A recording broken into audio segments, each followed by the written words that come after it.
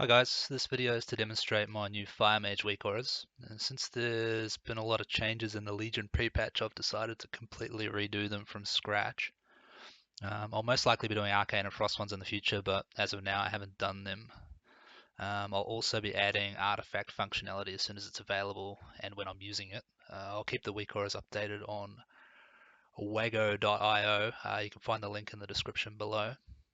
So getting into it, I'll start by explaining that all of the icons automatically update depending on what talent you have selected, which I'll show you. From the left, we've got Combustion and Fire Blast, which are static. They're always going to be there because they're base skills. If I go through and I switch some of the talents, the next one we've got Cinder Blast. If I change that to Meteor, the icon changes to Meteor. Kindling, it changes to Kindling. Now, the passive talents show their icons, but they're dimmed out as they're not usable abilities. This is just so it reminds you what talent you've got selected so that you don't go into a fight blind. Keep going, Flame Patch, Unstable Magic, obviously a passive as well. That switches to Living Bomb when you've got Living Bomb selected. The next one is Dragon's Breath. That one stays there because that's just Dragon's Breath. That doesn't change with talents. Flame On, that switches to Blast Wave, and Controlled Burn, the passive. And the very last one is an icon for Rune of Power, Incanter's Flow, and Mirror Image. If I switch to Rune of Power, you can see that it's got 2 charges and obviously is just a regular cooldown. Incanter's Flow, however,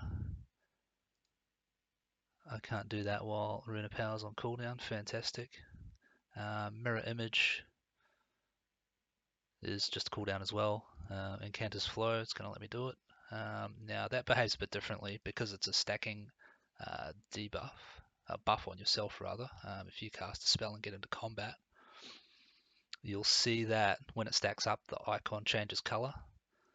This makes it easier to see when it's best to use your instant hard-hitting abilities. You can see it just ticking over. When it goes down, it goes red.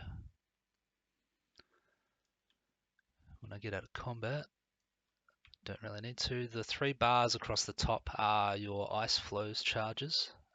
There's also an aura graphic that appears behind the HUD when Ice Floes is active. So if I hit that, you can see the little frosty thing lighting up there.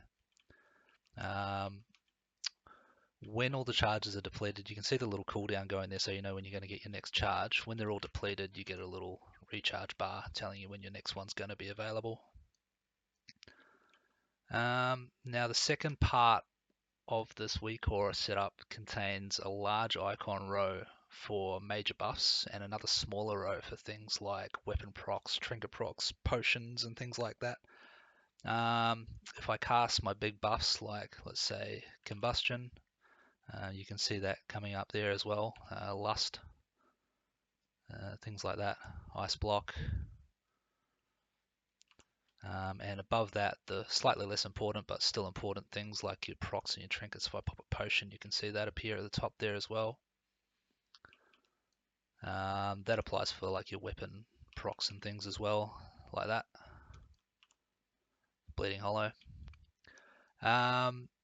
You might also notice the 2 icons down here under Combustion, which are for the Legendary Ring and Sandman's Pouch, the trinket.